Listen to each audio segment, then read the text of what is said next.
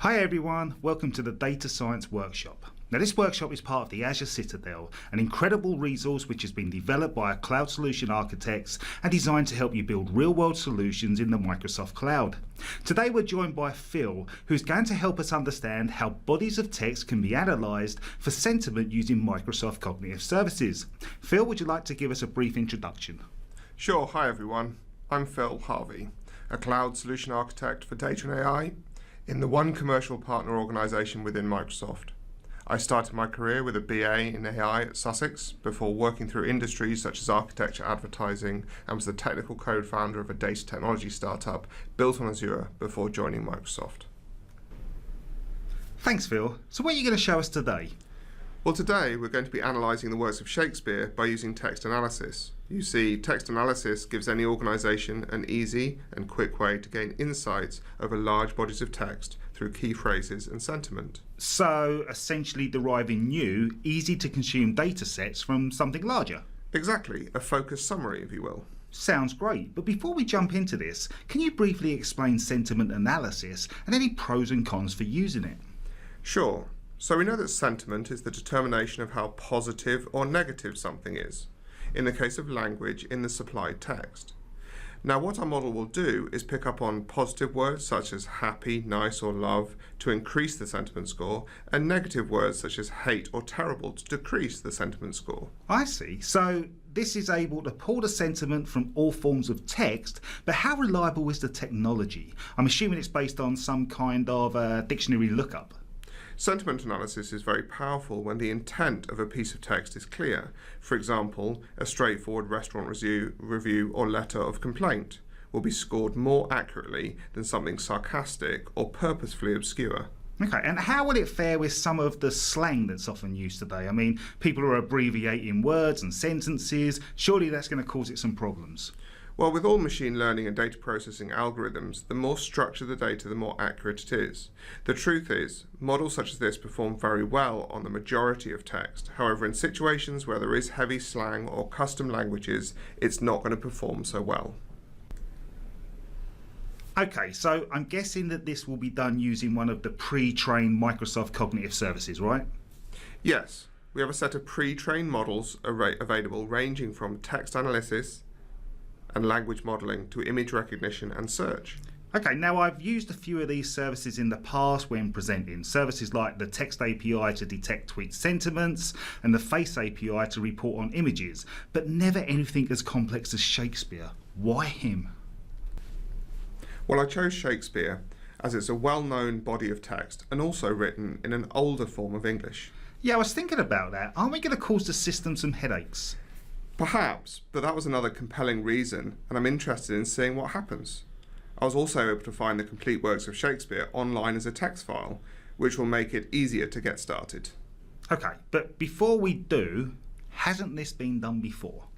There's been lots of work analysing the works of Shakespeare. Most UK GCSE and A-level students will have studied at least one play and will have a history of people using textual analysis to study what's known as the authorship problem. The authorship problem? Yeah, people have been trying to work out for years if Shakespeare was one person or a number of people. You can also find papers online of people using sentiment analysis. However, all of these has been done with an arduous amount of human labour. With our experiment, we're trying to achieve it with the minimum amount of effort possible. Okay, let's run through the process and see what we can do. So what we effectively need to do is find the data, clean it up, then export and analyse. Can you walk us through the steps, Phil? Sure. So as you said, the first thing we'll need to do is to find the data. And at this point, we have to think about what we need, what we have, and where we can source it. Then we'll need to think about ingestion, and that will mean thinking about where to store the data, as well as governance and any security and privacy considerations.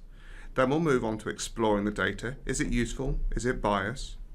Then we can begin preparing the data, which will include modelling, structuring, transforming, and formatting.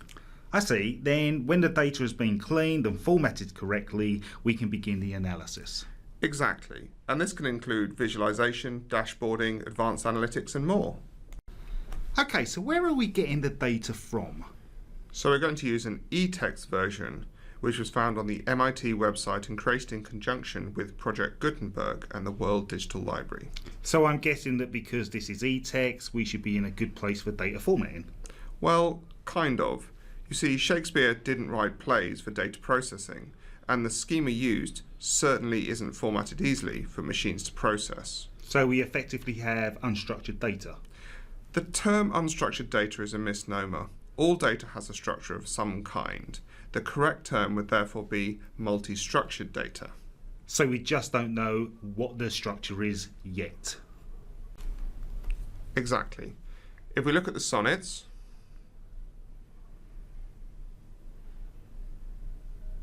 and then the first play, All's Well That Ends Well, we can see that the license is interspersed through the text and how the act, scene, character and speech is indicated.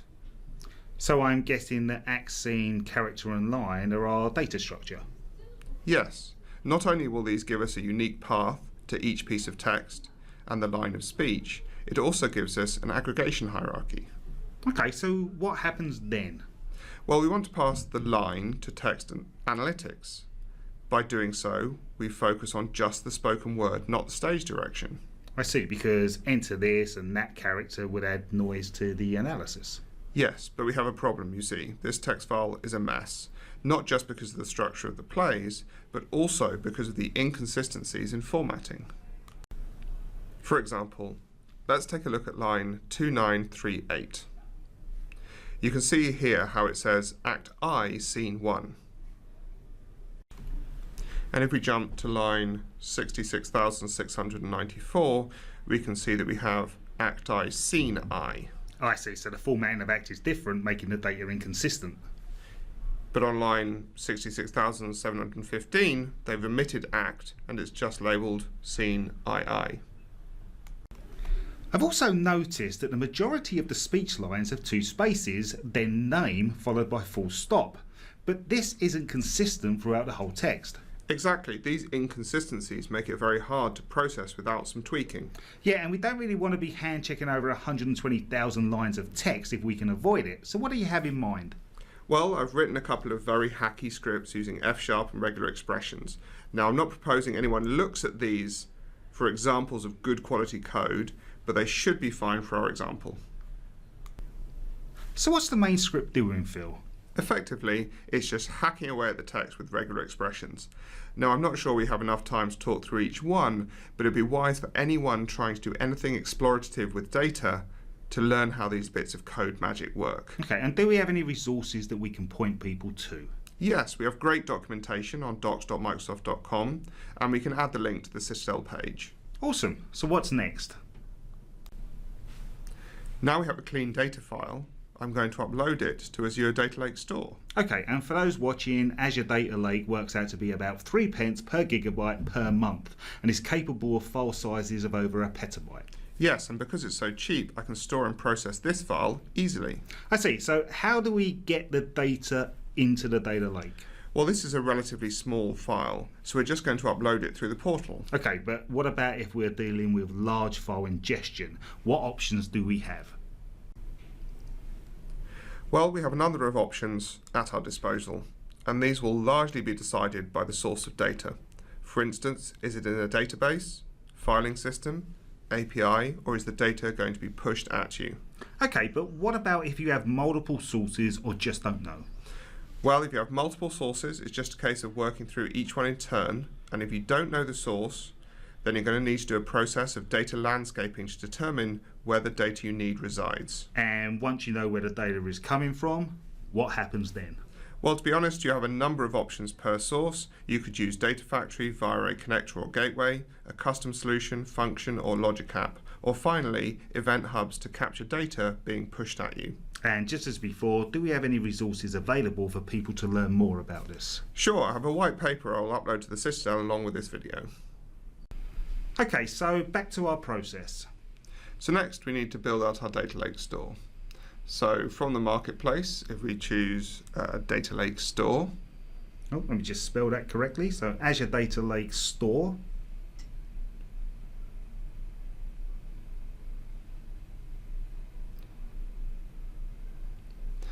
And when the blade opens, we just need to give it a unique name. Okay, so I'll use Shakespeare ADLS. Check our subscription, create a resource group. So I think Shakespeare should be fine here too. Choose our location. Go with pay-as-you-go and keep encryption on as default. Okay, so we'll just pin to dashboard and then create. Now this will take a couple of minutes. Yep, should be fairly quick. Okay, so let's pause the video and come back once that's done.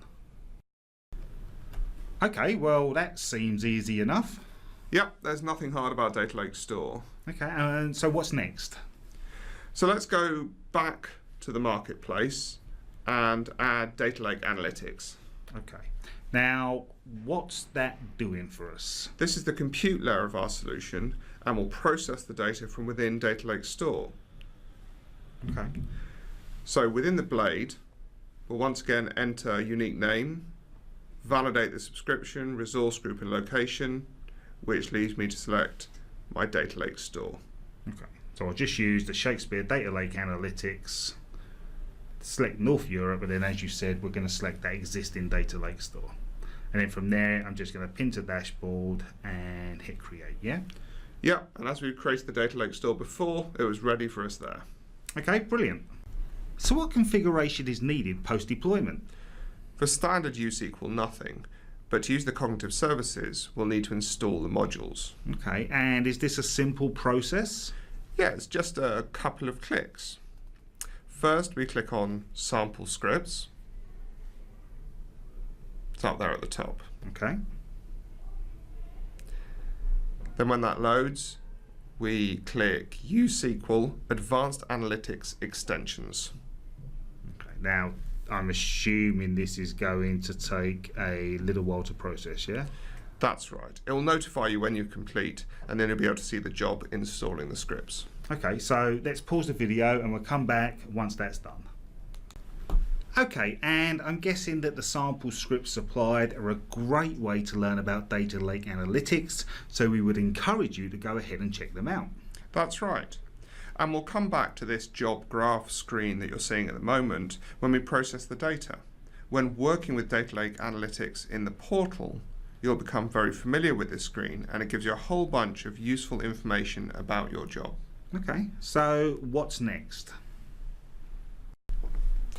So next we want to upload our data, and we've chosen 5 popular plays for our example, as mentioned before.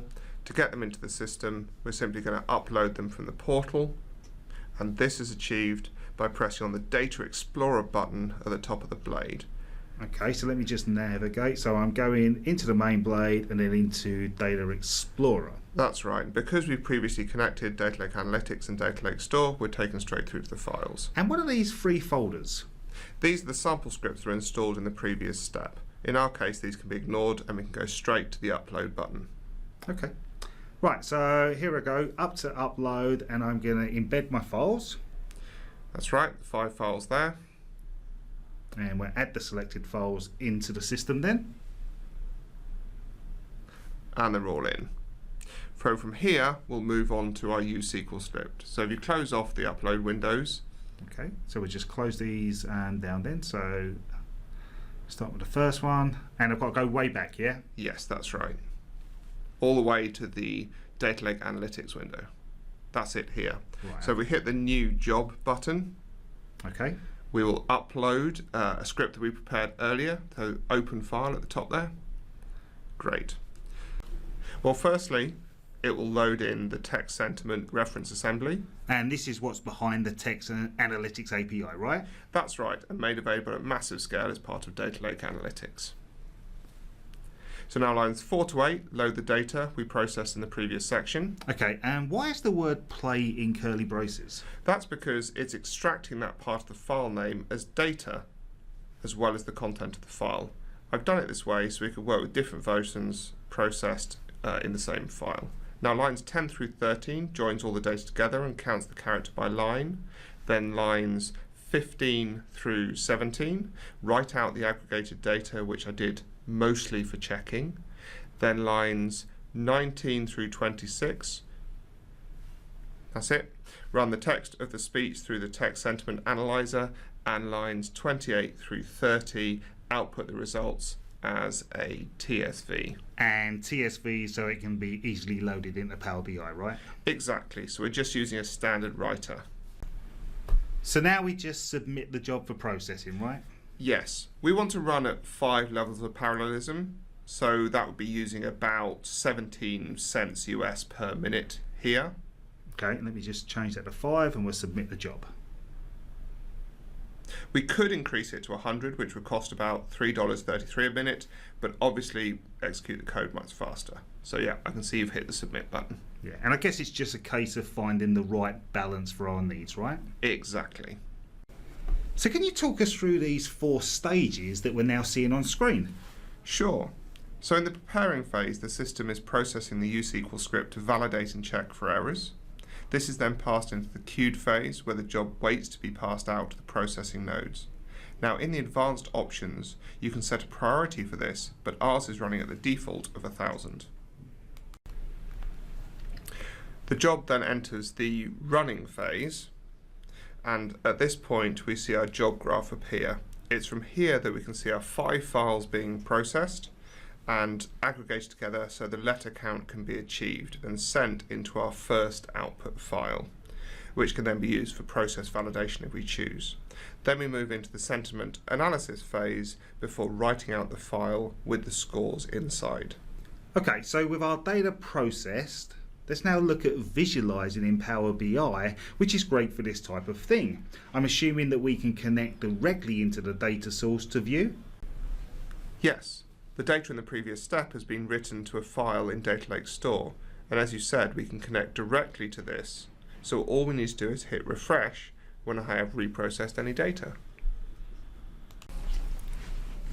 So if we open up Power BI Desktop, we can simply choose Get Data, and then from there choose Azure and Azure Data Lake Store. And now I'm assuming that this is just a case of entering the connection string. No, not in this case. Because we're using Data Lake Store, we only need to reference a path and authenticate into Active Directory. And you can see you can get the path from the properties of the data and copy it there, then paste into the box we saw in Power BI. Okay, I see.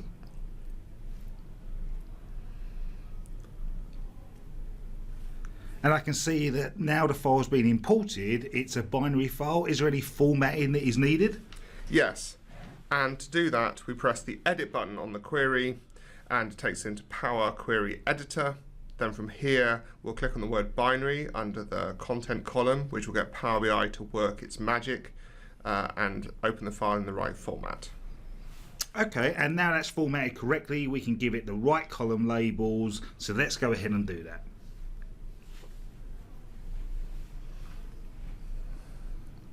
So you can see here we're setting the play, the act, the scene, which character is speaking, the line of text as well. If we just scroll there to the right.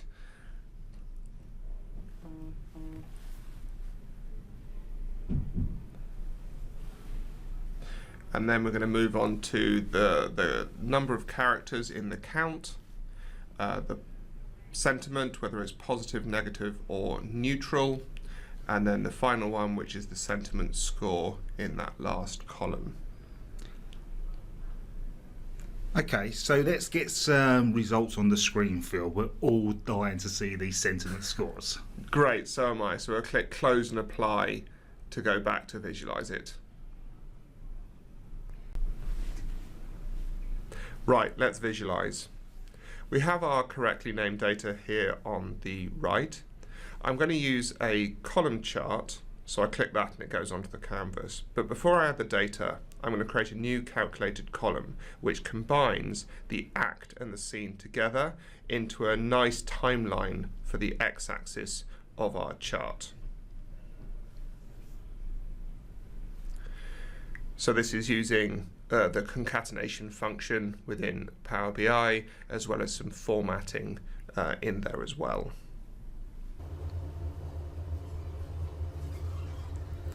So now I have that column.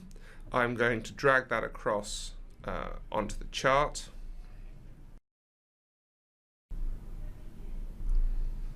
And then I'm going to choose my sentiment score for the y-axis, and I'm going to make sure that that's a average, so we get a correct representation of the data by act and scene. And then we're going to pull in a page level filter for the play. Now for our purposes here, I'm going to select Hamlet. Okay, and we can see by looking at the chart, we can see that the peaks, I'm guessing, are positive, the dips are negative. So in this particular play with more peaks, can we assume that the system has given it an overall positive score? Good question, Dan. Let's look at that more clearly by adding a waterfall chart. So I've added the act and scene again, and I'm going to add in the sentiment score as an average as the values, and making sure that's an average again. So what we can see here is the overall sentiment of Hamlet is positive, but we can also see three clear pop points that are negative. There's 1.4 where Hamlet meets the ghost. There's 3.4 where Hamlet stabs Polonius in a cupboard. There's 5.1, the famous "Alas, poor Yorick" speech. Ah yes, alas poor Yorick, he was a diamond geezer. Yeah, close enough. Now we ran this past our friend Jacob at Cambridge, who is heavily vested in the study of English literature, and he's come back with some great feedback. Are you ready to see if your code worked, Phil? Yes, let's get the expert review. Okay. Well, the first play that caught Jacob's attention was Hamlet, and he feels that the data analysis accurately captured the emotions that he felt when reading the play. He mentioned that if you look at the data captured, you can see a strong trend developing whereby negative turns into positive and then cycles. And this translates well, as it's the times in the play when Hamlet is repeatedly unsuccessful in his attempts to kill Claudius. Other sentiment scores that he feels were accurately resembled were the appearance of Hamlet's father's ghost, the closet scene with Gertrude and Polonius, the search for Polonius's body, and the alas poor Yorick gravedigger scene. Ah, the things we pointed out. Yes. Therefore, both in terms of overall trend and on the level of the individual scene, the chart seems a good representation of aspects of plot, suspense, as well as emotional narrative. Whew, so far so good. Yes, very good. But Jacob did highlight something that we kind of expected at the beginning of the experiment, in that the analysis couldn't always detect the underlying tone of the dialect. Comedies such as Midsummer and Taming were correctly mapped, as were Macbeth and Hamlet. But what threw the system was Comedy of Errors, which was reported as the most negative of all. Let me guess. Because of the implied tragedy? Exactly. Jacob noticed that the impact of the comic situations come from the way that tragedy is narrowly averted, and this has caused the system to struggle when trying to identify the correct sentiment. And if we think about why this has happened, it's because the system has simply interpreted the text being processed, and unlike human audiences, is unable to make the distinction between slapstick and actual tragedy. Okay, Dan. I'm going to need to go and take a look in Power BI. Okay. Okay, so here is Comedy of Errors, and yes, you can see that it's turning out mainly negative. Speaking of actual tragedy, one of the things I want to investigate further is the difference between murder and killing in Shakespeare. It seems that what we've seen so far, that people talk positively about murder, but negatively about killing. Macbeth is a great example of this. Macbeth building himself up to murder somebody, positive. Lady Macbeth calling out all the killing, negative. Either way, I think that we have definitely proved the power of the technology, albeit perhaps a little tweaking is needed in execution. So again, amazing and certainly at times challenging with some of the dialect and sentiment scores. But you know what I'm wondering? How would it cope with something more aligned to the books that I may have read? And by read, I mean movies that I may have seen. You haven't read Shakespeare? No, Phil. I've not been a huge follower of his work, if I'm honest with you. Okay, so what were you thinking? Cometh with me, if be true, thee wanteth to live. You want to do the Terminator? I want to do the Terminator. Okay, let's do the Terminator. Awesome. So we'll need to go and find the story, so let's go ahead and pause the recording. Do you want to do the honours? We'll be back. So fairly negative then. What, the apocalypse? Who knew? Who knew? Well guys, we're at the end of the demo and I would like to thank Phil once again for taking the time to work through this with us. So I wish that you found this session valuable, and we'd also like to remind you that all of the resources used today are available on Azure Citadel. We thank you for your time and look forward to seeing you on the next Citadel cast.